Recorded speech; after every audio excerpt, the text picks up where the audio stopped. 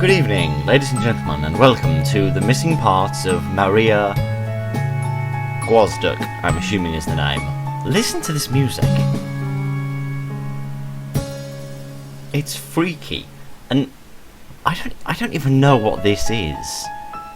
This is what you get when you start up the game. You again, what do you want? Tell me everything from the beginning, remember what happened to you, who brought you here, come close to me or I am leaving. I'm so confused. Is this start, load, credits, something and quit? What if I try this? Does it give me credits? This is so weird. It is! This music is freaky. This is genuinely wild. I've never seen a menu system like this before in my life.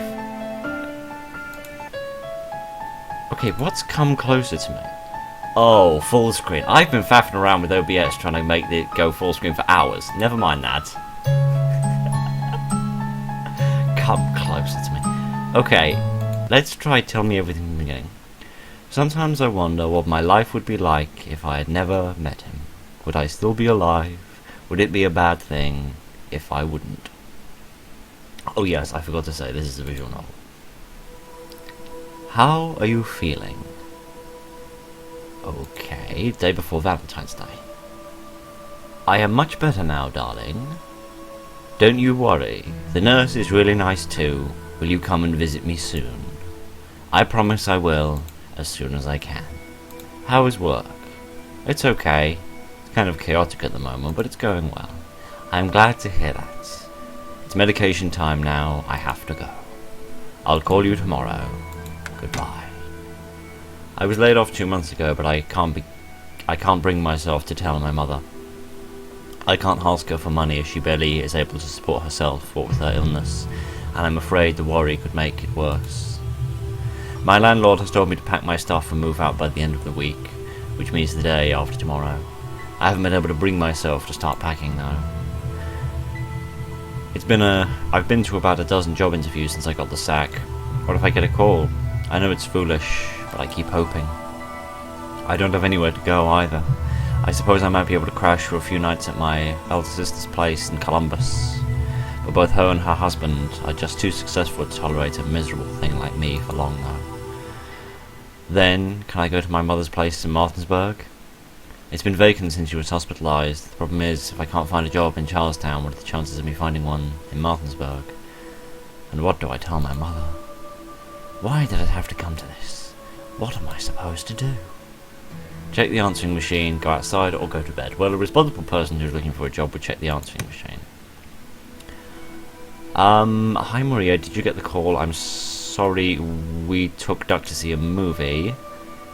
If it was about money though, I'm sorry, we really can't help you right now, and you really should learn to manage by yourself. Let me know if you hear back from Walmart or whoever. Bye. Oh, that's lovely. Your mother's in hospital, possibly dying, and your sister's out of work and in terrible financial trouble, and all you can do is point and laugh with your displaced eyeball. What's also just struck me is that from what I remember of reading about this game on the developer's page, apparently the missing parts is literal, and this game is about missing parts. I'm also noticing this diagram over here, and if you're familiar with such things, the lungs and the kidneys are the two most black marketed organs on the market, as the human body can happily live with one lung and one kidney, and they're relatively easy to extract. So I'm just wondering if that's possibly where this is going. Sisterly love and support at its most touching. I think I'm glad you weren't there when I called. What do I do now? Check the answering machine again or go back outside? No new messages. Okay, let's go outside for a bit of exercise. I could use a breath of fresh air, figuratively for the most part, but some literal air couldn't hurt either. I put on my boots and slide into my coat, and walk out the apartment, take the elevator to the first floor. The street is chilly and eerily quiet, with only the dull rumble of distant traffic to remind me that the city is still in motion. Most of the light seems to come from the condo's windows. I feel both uneasy and glad that there are no people in sight. I start walking. It doesn't matter where. I try not to think about anything, just absorb the starless void of the night. I hear a strange sound behind me, like gigantic wings flapping. I turn around, but I see nothing, and then, when I turn back again... So, they never called you back. Where did this guy come from? And is it even a guy? Well, I'm rolling with a guy, because I've decided to put some voices into my visual novels, and here we go. Not Cyberdynamics, not London Sports, not Mendes Delivery, not even Walmart. This city just doesn't seem to need you. Who are you? And what do you want? I am Ornin, and I want to offer you a deal. No thank you, please find somebody else. I can help you get a job. Cyberdynamics. You want them to get back to you and offer work? That I can arrange. Are you stalking me, or how does this deal of yours work?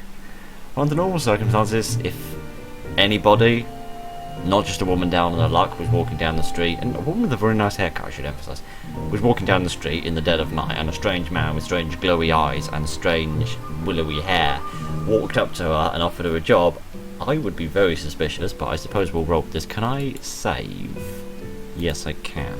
Quick save complete. Okay, that's not quite what I meant, but never mind. How does this deal work? The deal is that I grant your wishes. Oh, great, now I'm talking to a fairy. You got it. We sign a contract, and I grant your wishes in return for your organs. Okay, so I managed to call it. Okay, this is running a little bit of Contract Demon, actually, with the whole summonings and contracts. My what? Organs.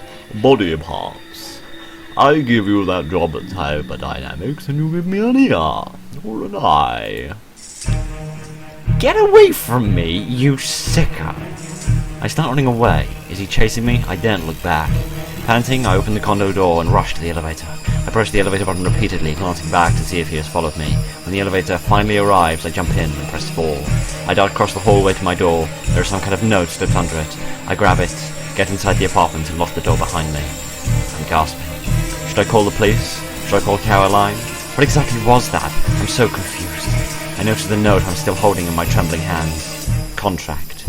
I hereby agree that my every wish be granted in exchange for one organ or body part per wish. For my first wish, I agree to part with... fill in the blank to initiate the contract. The rest of the page is filled with tiny letters describing the terms of the deal. He knows where I live. I tear the contract in 4 and throw it in the bin. I really should call the police, but instead I start crying. What did I do to deserve this? I've no money, no job. My mother's in hospital, my sister doesn't care, and now this sicko is stalking me. Why me? With my whole body shaking, I crawl to bed. I am sobbing so hard I can barely breathe. This is just too cruel.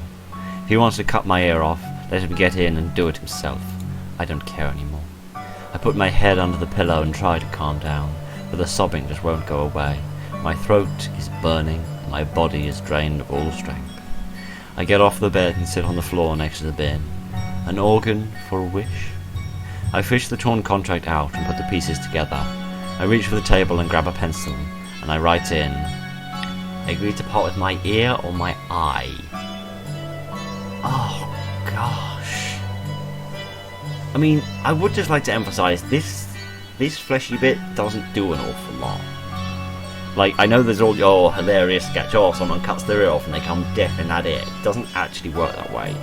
They're used for the reception of sound and for honing the sound into your eardrum, but the actual organ that receives and processes the vibrations as sound is actually based within your skull, if I remember my my biology correctly. So, unless you're literally going to carve a hole into your skull, he's not actually going to get anything useful unless they just want it for, like, cosmetic surgery. But I mean, an ear, you'd lose the ability to tell which direction sounds are coming from. An eye, you'd lose depth perception, even though I've never understood how that works, since I'm perfectly fine with one eye depth perception, but I think we'll go with an ear. I suppose. I don't know, I feel like an eye would be worse. Admittedly, then I'd have an eye patch. I look like a cool pirate, but we'll roll with an ear for the time being. I leave the contract on the floor and go back to bed. I really need to sleep. July 67th. No, that's not how anything works, my friend. The room is huge and empty. There is no furniture, no windows, and strangely no door. All there is a vast space between 4 carmine walls. I hear what sounds like muffled voices coming from outside. I call out, but I can barely hear my own. The room seems to absorb every sound. My steps are silent as far as I go from one wall to another, looking for a way out. I suddenly sense another presence in the room. I turn around and see a dark figure with glowing green eyes. Before I can react, the figure reaches to my head and tears off my ear. The room swallows my screams. February 14th. When I wake up, it's bright outside. I'm in bed, still in my boots, and somehow something in my head hurts. The phone is ringing. Did Caroline decide to show me some mercy? I pick up the receiver. Hello? Is this Maria? Yes. This is Mark from Cyberdynamics. You had an interview with us in January for a position in the sales department. We reviewed many applications and considered you to be the most suitable candidate for the position. Are you still interested in the job? Yes, absolutely. When do I start? We're waiting for you tomorrow at 9. Do you remember the address? I do. Thank you. I'll see you tomorrow. Goodbye. I can't believe this is happening. Cyberdynamics is probably the most competitive vacancy I applied for, and I thought the interview didn't even go that well. But who cares? I've got a job. I started to cry tears of joy, the receiver still pressed against my ear, until I realise it's pressing against my skull. Suddenly I remember last night. I rush to the bathroom and look in the mirror. An ear is missing. I didn't hear from Oren again, and I cannot seem to find the contract anywhere. When Caroline learned that I had a job, she transferred $1,000 to my account, so that I can pay my rent. Strange woman. I'm able to pay her back the following month, now that I have a proper job. My sister suddenly seems to like me. She invites me to her place in Columbus every now and then, and even Albert seems friendly enough. I grow my hair long to cover my ear, or lack thereof, but I still feel uncomfortable in public, but I learn to manage it. I even managed to find myself a boyfriend. His name is Tim, and he's a manager at Mendes. I can't say that I don't enjoy this new life, but I do feel incomplete. I keep seeing dreams of the Carmine room. Oh, my haircut's changed. I see. I should have saved before I chose the eye or ear option. That's what I should have done. Hi Maria, are you busy tomorrow evening? I need you here at 6. I'll be there, boss. Or actually, tomorrow evening is tricky. Of course you'll be there. You can't say no to a boss. Certainly not in this economy. Excellent. Bye now. I put the receiver down, and out of the corner of my eye I see Tim glaring at me. Oh. Let me guess. No movie tomorrow because you're letting Omar exploit you again.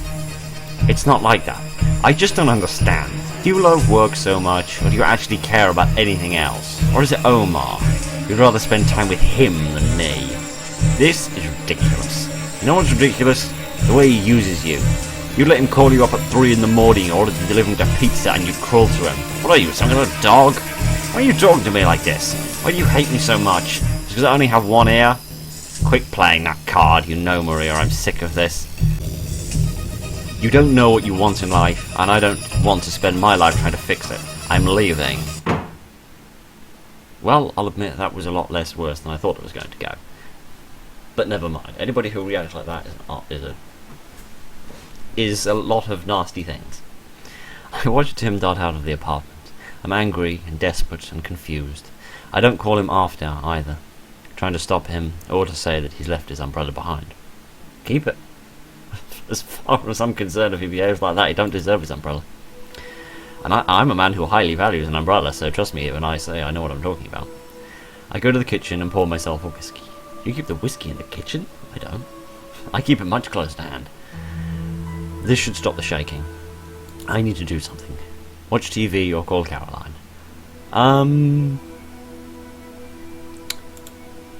Well, I suppose we didn't save before, so I'll have to save now. I don't know, my sister does something more sympathetic to me at the moment. Or watch some television.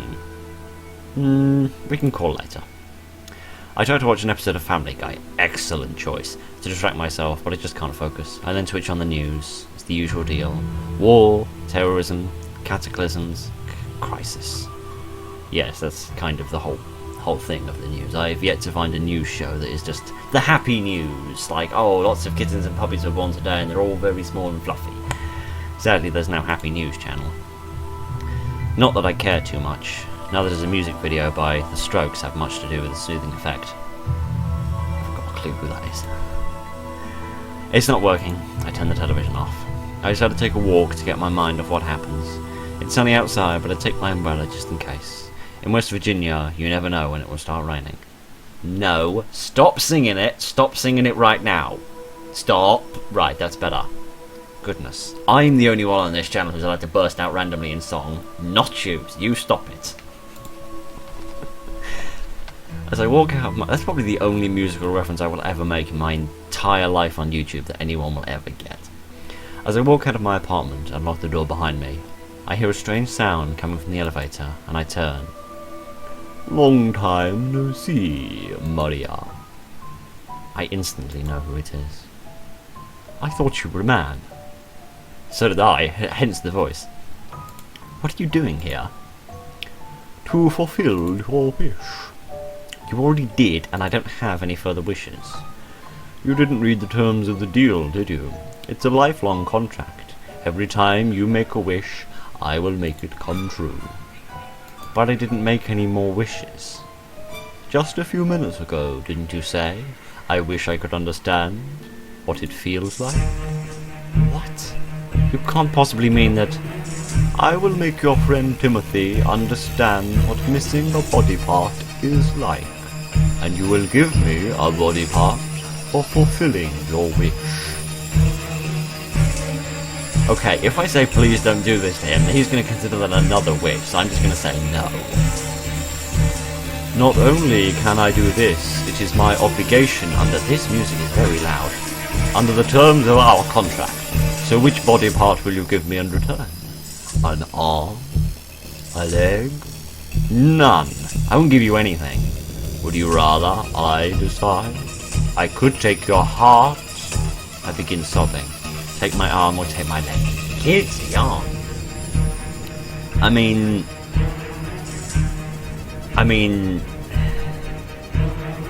you lose the leg, you lose mobility. Well, that's not uncorrectable. You lose an arm. That cuts you out of an awful lot of jobs, an awful lot of activities. You wouldn't even be able to hug somebody properly. Oh gosh. I suppose it's going to be a leg. Leave Tim alone. Take the leg and don't hurt him. It's too late. Be careful what you wish for. I collapse on my knees as he walks away, calls the elevator, disappears. I press my head against the wall. You know what I would wish for? I wish this contract was over. I wish this orange man would die in a big explosion. There you are, contract's sorted out then.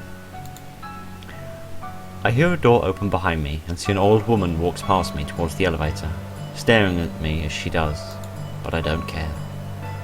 I downed 4 energy drinks that night to keep myself from sleep. I'm afraid of waking up without a limb, but even more so I don't want anything to happen to Tim. I consider calling him, but what would I say? Be careful, there's a magical creature who wants to take away one of your body parts.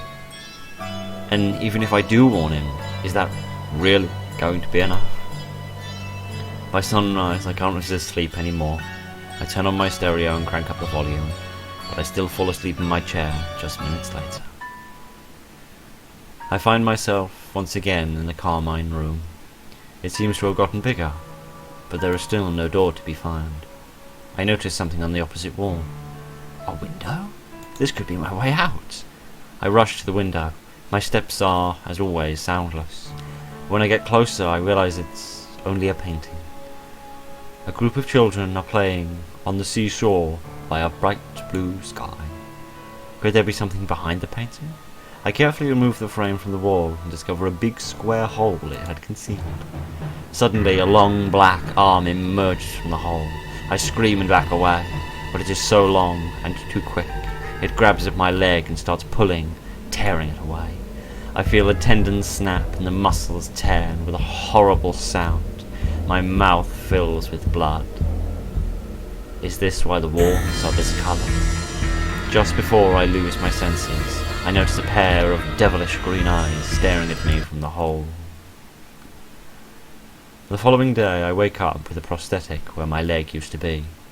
It doesn't really hurt, but as soon as I see it, I vomit. That same day I learned that Tim had gotten into a drunken fight in a bar and was stabbed in the eye. They removed his eye and replaced it with a prosthetic. I visit Tim in the hospital, but he tells me to get out. He seems to blame me for what happens. Of course he has no idea how right he is. Oh, I see, so he's one of those people that says, oh, we had a verbal tussle and I went to the bar to have a drink and I got into a fight and I got stabbed in the eye, so that's apparently your fault. No, it was your decision to go to a bar, it was your decision to get drunk, and it was your decision to get into a fight. It's your fault you're missing an eye. I tell everyone that I had developed an infection and had to have my leg amputated. Caroline doesn't believe me. She thinks she suspects it might have something to do with Tim. I guess she thinks he was violent or something. But she never really says anything. Omar transfers me to a less physically demanding job. The money is still good though. In fact, technically speaking, he's given me a promotion. Out of pity, of course. I'm disgusted with myself for accepting it. But I couldn't afford to refuse. Mother is ailing and her prognosis isn't good. She has almost lost her sight. I come to visit her as much as I can, but I never tell her about my lost limb. I start avoiding people, limiting my social interactions to my family and my workplace. I feel exposed with my prosthetic, even though I camouflage it well. I almost cherish my phantom pains as they remind me of the time I was more complete. Nightmares of the Carmine Room become more frequent. There is never a way out. Hello, dear. What took you so long? Hi, Caroline. For some reason there was no taxi, so I had to walk. Caroline and Albert live in Columbus's German village, which is not that far from Greyhound Station. But I'm still adapting to my prosthetic leg, and what's a 20-minute walk for most people takes me close to 40. It took me even longer today due to the bad phantom pains I've had since the morning. I do my best to hide it though. Oh dear, you should have called me. Albert would have picked you up. But I'm glad you're here. Isn't that the same face as Tim? Or am I just going crazy? Thanks for coming, Ray. Thank you for inviting me. That's no problem. I better not leave the stove for too long now. Albert disappears back into the kitchen. How's Mother doing? I went to South Carolina to visit her yesterday. No improvements. The doctor told me, that we shouldn't be too hopeful. I see. I'll go see her next week. Where's Doc? Or can I help in the kitchen? Where's Doc? Where's the birthday boy? He's in the living room playing on his PC. It's a vaguely decent setup. Surprisingly similar desk actually, but never mind. It's completely irrelevant. Will you keep him company there for a few minutes while we finish up in the kitchen? His friends will be here soon. You'll save me from them then, I promise. It's Doc's 6th birthday today and he's having a party. Caroline's invited me even though she knows I'm terrible with children. I guess it's just because I haven't visited in a while. She's asked me to stay the night, as I usually do when I come over. I walk into the living room, Doc notices and pauses his game. Hey there, happy birthday. Hi Maria, did you bring me a present? I did. We'll have to wait for the party to start to find out what it is. Okay, Dad told me to think of a wish to make. Did you think of one? Yes, but I can't tell you. I've had many wishes, but I chose the most important. What's your most important wish? Doc is blissfully unaware of how uncomfortable a territory this is for me. I don't know, Doc. I have too many. But if you could only have one, what would it be?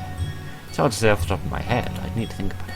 Oh, come on, everyone has a wish. Tell me yours, please. It's my birthday. Doc's always like this. Whenever things don't go his way, he makes a scene. He may be right, though. I can't run away from my wishes forever. Or can I? There are so many things I want to happen, but am I ready to pay the price? What's your number one wish? To have all my missing parts back, my mother to get better, to break a contract I signed long ago, or I don't have any wishes. Now this is... Let's insert the word all in here, and let's just pull this apart linguistically for a minute. If you were in a contract, and every wish you make, you lose a body part. If you wish for all of your body parts to come back, do you then have all your body parts, or all your body parts save one? I don't know. I suppose it would depend when the body part is taken. If it's taken before or after the gift, the wish is allowed. Because if they allow the wish and they give you all your body parts back, and then they take one, so they give her a leg and her ear back, but they take her leg again, you've still got an improvement, just not much of one. But if it's beforehand, maybe they take her arm and then they give her arm, her leg, and her ear back. So I suppose from a certain perspective, trying to sort of trick the genie, as it were, this could technically work.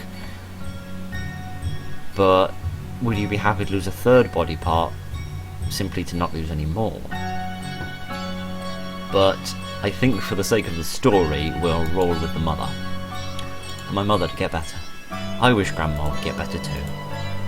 Okay, now it's done. I've made another wish, despite promising myself I would never do it again. And I know what's going to follow me. I wonder if Oren has followed me to Ohio, or if he will wait for me to return to West Virginia. I chat with Doc a little more. Just before we both run out of things to talk about, some of his friends arrive. The mothers join Albert and Caroline in the kitchen, and I decide to follow suit. Before that, I need the bathroom. I slowly walk to the bathroom. I fan some leg, making walking an ordeal, but I've learned to manage. When I flush, I hear the doorbell ring. Another of Doc's friends must have arrived. I wash my hands and lean against the wall for a few minutes. My phantom leg is killing me. Just another moment. Okay, I can walk now. Hello, Mario. Oh my... It's... Who else? You made a wish, and I'm here to grant it. But we don't have much time. What will you give me in return? A kidney? A lung? Well, again, this is like a lot of would you rathers, really. Well, I suppose that's exactly what it is. Usually with the loss of a lung, people can adapt to normal life relatively effectively. In terms of normal life, being an athlete or a vocalist tends to kind of be out of the question anymore. So in terms of normal life, you could probably adapt quite well to only having one lung. A kidney, on the other hand, can be a bit tricky, because of course the kidneys purify your blood, and it can take your body, as much as I know a lot less about the removal of kidneys, it can be a little bit trickier, from what I remember, to manage with only one kidney. But I suppose we'll go with a lung. Will you really heal my mother? Of course. Have I ever let you down? Screw you! Let's get this party started. Caroline comes out of the kitchen carrying a large tray of food. Alberto is behind her. Albert is behind her with a large cake. Neither of them seen or seem to have noticed Oren's strange presence. What are you two whispering about in the hallway? Come into the dining room with us. I am once again in the Carmine room. The voices coming from outside have gotten louder. They sound worried. I can almost make out the words, but not quite. I look around. To my disbelief, I notice a door in the far corner. It's ajar, and I see a light coming from outside. Must be my chance to escape. I rush to the door, but I stumble and fall. The floorboards are sticky and emit a foul smell. Is something under the floor? I get up and make for the door. The voices are almost clear now. I can smell the fresh air coming from outside. I feel the stray threads of wind touching against my hair. A dark figure appears in the doorway, obscuring all light and muffling the voices. The emerald green eyes stare back at me with a cold indifference. A long arm reaches for my chest. Suddenly, I am frozen. I cannot scream. I cannot breathe. I only feel the creature's hands break through my ribcage. It hurts more than all the pain I have ever felt combined, but I don't move. Even a shallow squeaking sound comes from my throat as the creature's hands fumble inside my body. Then I feel something snap inside me. My insides are burning like 1,000 suns. The hand, now covered in blood, produces an organ. The creature seems to smile at me, as if everything around me turns black. I wake up in the early hours of the next morning. The phantom leg is gone, but I feel a strange hollowness inside. I go to the hospital later that day, and the doctor confirms that one of my lungs is missing. She assures me this does not pose a threat to my life, but seems to believe I may have been born that way. My missing lung indeed has little effect on my life, but I have to limit my physical activity. Other than that, my life does not change much. I do feel painfully incomplete, though.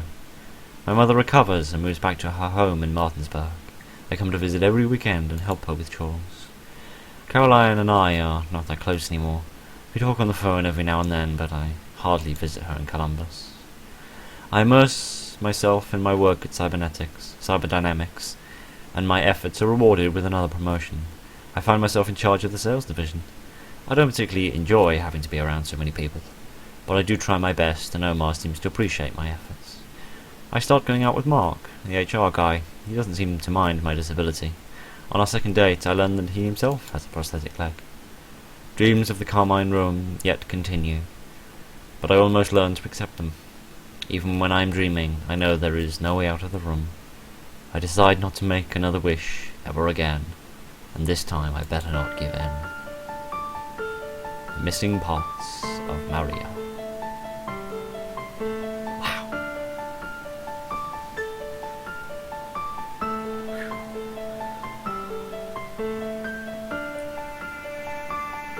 Okay, that wasn't quite the ending I was expecting. Let me quickly see if there are multiple endings or not.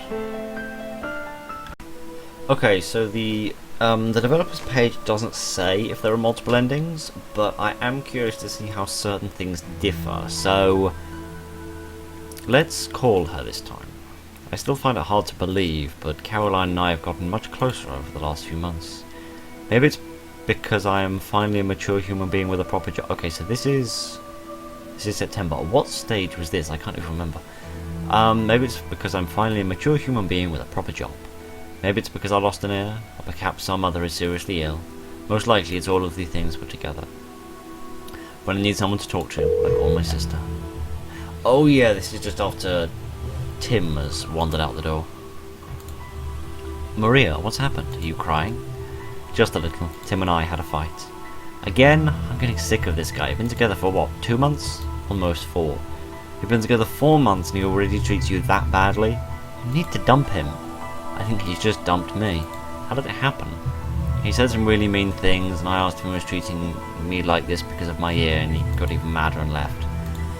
Maria, I just wish you could understand what it feels like for missing a part of yourself. I feel like it's better for that. Oh, can I call you later? Doc's calling from school. I'll call you, okay? Thank you for listening. You're always welcome. I see. So that's actually the bit where she says, I wish you could understand what it's like to be missing a body part. Which I don't actually distinctly remember reading when we watched TV. Yes, we're back here again. What if I say, I thought you were a man? I am whatever I want to be. How about you be a bit nicer? Why are you here? To fulfill your wish. Okay, so we went with a leg. What if you said please don't do this to him? I have to, it is my obligation in the terms of our contract. Okay, so what if we go for an arm this time, since this will probably impact our life? Give it a life. Be careful what you wish for. Okay, yeah, this is all the same. We go back to sleep. We're again in the Carmine Room. It's bigger, there's a window, it's actually a painting, there's a hole behind it. Grabs my arm and starts pulling it and tearing it away. Yep, this is much the same as before. Okay, I wake up with the prosthetic where my arm used to be. It doesn't really hurt, but as soon as I see it, I vomit. Yes, Tim's got in a little fight. I developed an infection. It's had to be amputated. Given me a new job. Blah blah blah blah blah. It seems much the same. Interesting that I've been given a prosthetic, because a prosthetic leg is a lot easier to do than a prosthetic arm, because obviously the arm has a huge amount of dexterity, particularly in the hand, versus the leg it's a little bit simpler in the sense that there are fewer joints to work with. So I mean, it may not be a fully functional hand, but presumably it has some degree of functionality. Okay, so let's go back to the conversation with Doug. Actually, no, we won't. Yeah, we might as well say it doesn't hurt, does it? What if we say, should I help in the kitchen? Thank you, we're almost done. Okay, so that doesn't actually change anything. Yes, Doc's got his wish. He wants to know what my wish is. Let me choose a different one. What if I save the game? Missing parts back. If I'm able to get better to break a contract outside. Okay, what if I say I want my missing parts back? I thought you'd say that. Would be nice if it all came true. Thank you, I suppose. I made another wish, despite promising I'd never do it again. So we go back to the bathroom, and we hear the doorbell. Phantoms are still killing me. You made a wish, and I'm here to grant it. We don't have much time. What if this time we go for a kidney? Will you really give me back my ear and my arm? Of course. Have I ever let you down? I see. Okay, so what do I wake up with? So yes, it's going to. We see the door, we see the goop. It's going to rip our kidney out. Strange hollowness inside. Go to the hospital. Kidney is missing. Does not pose a threat to my life. Believe I was born that way. Little effect on my life. Have to follow a restricted diet. But other than that, my life does not change much. I do feel painfully incomplete. I am glad to have my ear and my arm back. However, they see somehow fake, like an extremely real prosthetic. My mother dies the following month, and I feel bad for not asking Oren to heal her. Caroline and I grow distant again. My sister seems weary of me and does not seem to believe my explanation that my ear and my arm have been restored thanks to an experimental surgery. She surely has some crazy theory of her own, but it certainly doesn't beat the insane reality. I run into him in the street one day. He is drunk and unshaven and doesn't seem to recognize me. I quit my job at Cyberdynamics and moved to Colombia. I'm able to find a job there, and I rent a studio apartment near the river. I enjoy the fact that nobody knows me, and I don't know anyone, and I intend to keep it that way. I keep seeing dreams of the Carmine Room, and yet I learn to accept them. I see. Presumably then the breaking the contract will be a very similar situation where she'll regret not okay, what okay, I don't know why the bottom of the screen has disappeared. Okay. Oh, it's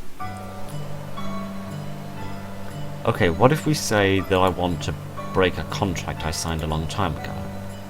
What contract? I can't tell you.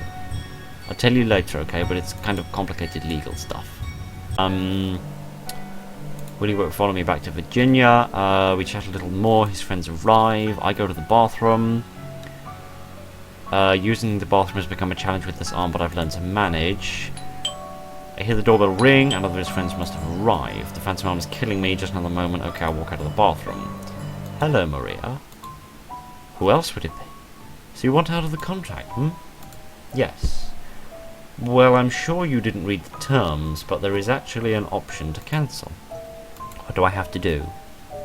Serve me. You'll become my tool for 10 years.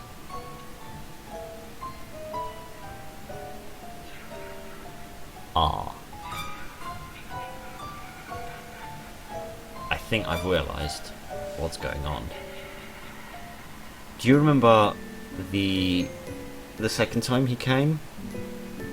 For the arm and the leg? Do you remember the woman who walked by us? She seemed oddly unsurprised by the circumstance. I also find it a little odd that the individual has been 3 different people. There's been a man, there's been a woman and a child. I'm wondering if they too used to be contractors of Orin. They wished out of the contract, and they had to then be a communicator of the terms for his other victims. I knew it would be something like that. How are you going to use me? You'll help me grant other people's wishes. I'm sure it's going to be worse than it sounds. When do I start? As soon as you wake up tomorrow. I see. I'm again in the Carmine room. The voices outside have gotten louder. They sound worried.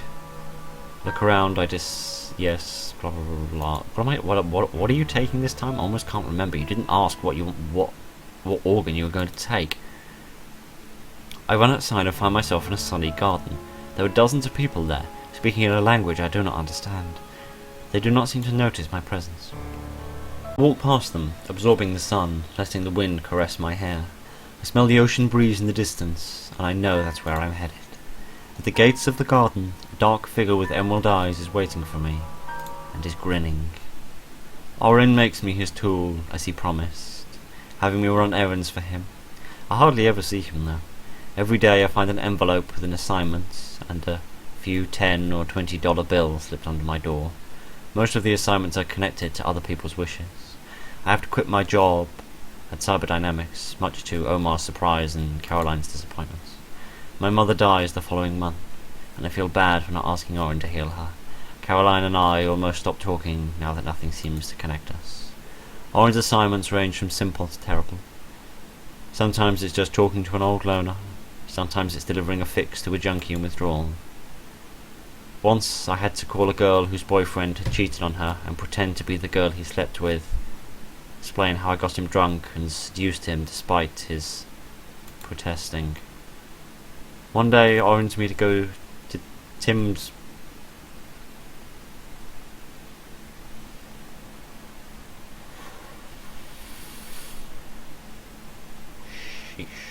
I don't know why particularly that hits me. I know this particular visual novel has been a bit more of me talking than usual, but this one has raised some very interesting questions and some very interesting points that I want to discuss, and this is one in particular that I would like to discuss for a moment. It's perfectly natural after a relationship to miss the individual you were with, particularly if you were close with them and you didn't part under good circumstances. That's very natural. And in his circumstance, I'm going to be generous here and say it's probably in a sort of dreamlike way. You know, sort of a fantasy come true, but he knows that it's a fantasy and he knows it's not real. But this is very depressing from her perspective. From Maria's perspective, this is extremely depressing, in the sense that her boyfriend abused her, and then beyond that she feels guilty because of this contract that she signed, which is causing her the stress which is helping the relationship to break down. And then the whole "I wish he could understand how I feel" is then making him feel even worse and endure more stress, which is making him feel worse. So indirectly, yes, she is the cause of his ails, but at the same time she's kind of not. And then, through trying to get out of this contract, she then has to do this as well. It's just... It's... I don't know. It's indescribably, contortedly awful.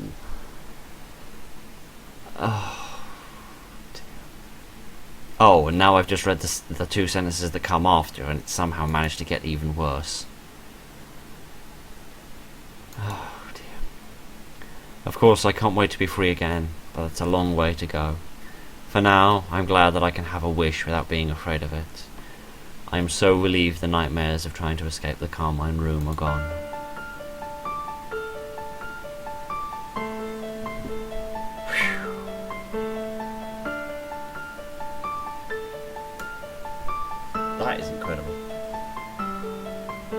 That is genuinely incredible, and as it said in the credits there, this was made for one of the jams. It did very well in it. It did very, very well in it. They're very competitive, and it did very well in the rankings. But this is...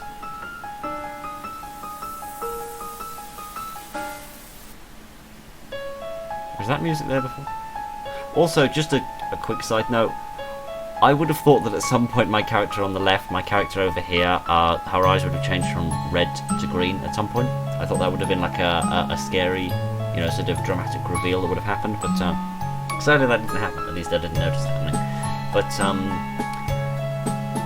that was wild. That was a very, very interesting experience.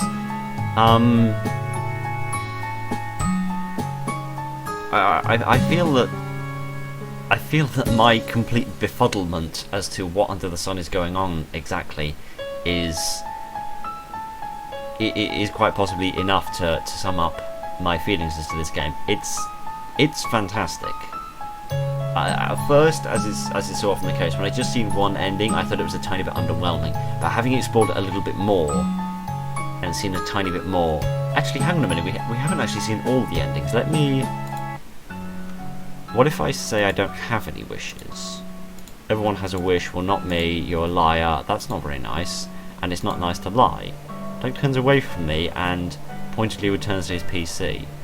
Now you've upset a kid on his birthday. I had no choice though. After what happened to Tim, I promised myself I would never make any more wishes. Not say them out loud, and if I could help it, not even make wishes in my thoughts. Whatever happens, I will not let Oren take any more of my body.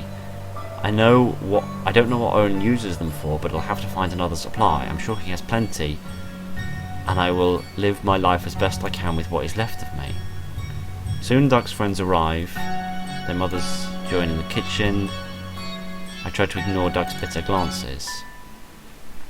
I return to the Carmine room, voices have gotten louder. I look around, door in the far corner, the door is ajar, light coming from inside, chance to escape. What? I get up and make for the door. The voices are almost clear now. I can smell the fresh air coming.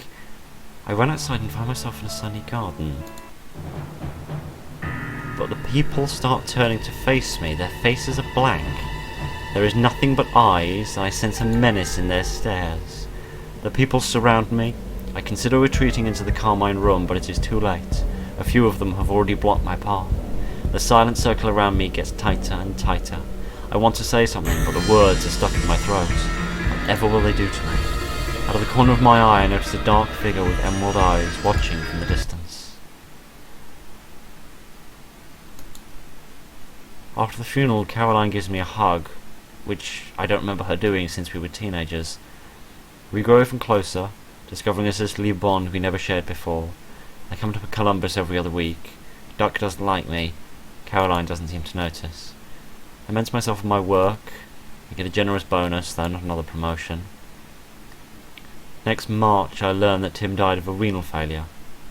Apparently he had taken to the bottle after losing his eye and began neglecting his health.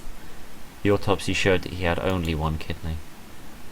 I avoid interacting with people outside work, with Caroline and her family being the only exception. I don't want to be around people as it makes me feel too exposed, incomplete, and vulnerable. I notice even my colleagues don't really like me. Nightmares of the Carmine room continue to haunt me and become almost nightly. I begin taking Xanax and try to convince myself it makes me feel better, but it probably doesn't. Maybe it helps a little with the phantom pains. Sometimes I think I hear the sound of gigantic wings flapping nearby, but when I turn around there is no one there. I think Oren is waiting to wear me down, force me into making another wish out of desperation. There are moments when I can feel this close to doing it, but I'm able to restrain myself. Come what may, I'm going to put up a fight. Wow. And that's even more interesting because that's very interesting.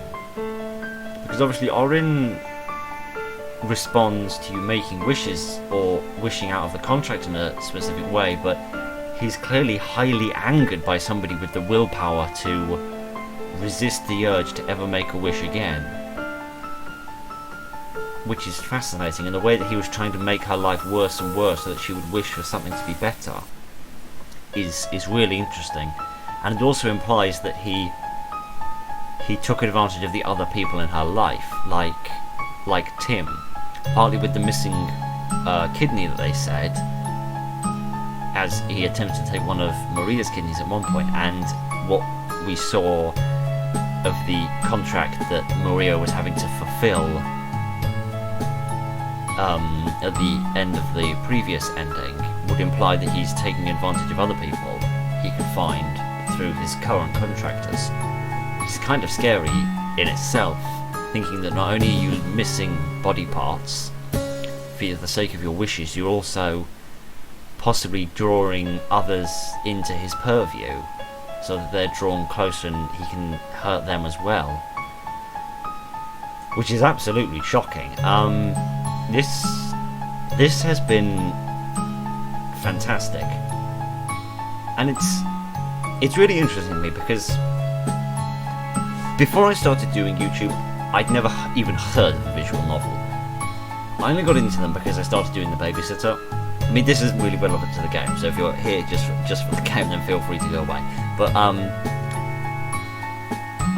my first visual novel was The Babysitter, and I got that because I thought it was I thought it was a normal horror game, and all of the images were of people talking, which is what you'd expect in a visual novel.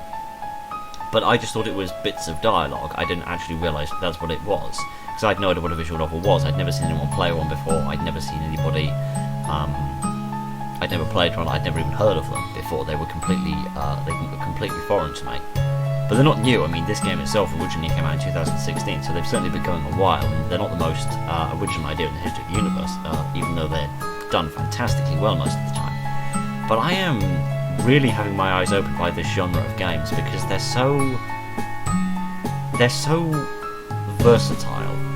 Like we have The Babysitter, which is genuinely really scary, or Contract Demon, which is unbelievably adorable, or this, which is mind-bending. I'm just amazed at what visual novels really are, and what people are able to do with them, and what they have done with them, and the way they combine different things, like the sound and the writing, the dialogue, the pacing, the visuals. They bring it all together in a very interesting and different way that no other type of media quite does. Because of course, games are probably the closest facsimile, which is why they're considered a genre of games. But at the same time, in a game, the gameplay is the core, and then the story and the narrative is what surrounds it in order to push it along and make it fun and give it an avenue for development. But this is different. It takes the whole gameplay idea out of it, and it's purely about the story, and allowing it to focus on that in the system of a game where you can still have sound and visuals. Because of course in a book, you can't have sound and visual. You have drawings, I suppose, occasionally, but it's all based in the words and the descriptions. And this is much similar in how the dialogue works, but you also have a bit of visual there and a bit of sound design there in order to help with that, which makes it different. And again, similar with movies, as much as you have sound and visuals and story rather than gameplay, you're not quite as immersed in it. You're an observer, versus here you feel, because you're making decisions, you feel really part of it, I suppose, which allows you to have that sense of investment that a game gives you, but also allowing you to have the focus on the story that another form of media provides you with, which is a really fascinating porridge of different bits and bobs that come together to produce a truly fantastic medium of entertainment and storytelling, which is genuinely amazing. It genuinely is, and I really, really, really enjoy visual novels, and I have absolutely thoroughly enjoyed this one. It's a fantastic example, and the developers of this game, they did well in that jam, and they absolutely deserve to, because this is really, really good. I really, really enjoyed this in every way. I would honestly be extremely hard pressed to find anything about this that I thought was even lackluster, let alone bad. So this is genuinely wonderful, and I hope you enjoyed it, and hope you found it as fascinating as I did. So thank you very much for joining me this evening for this very interesting experience. Look after each other, don't form any wild contracts, be very careful what you wish for, and good night.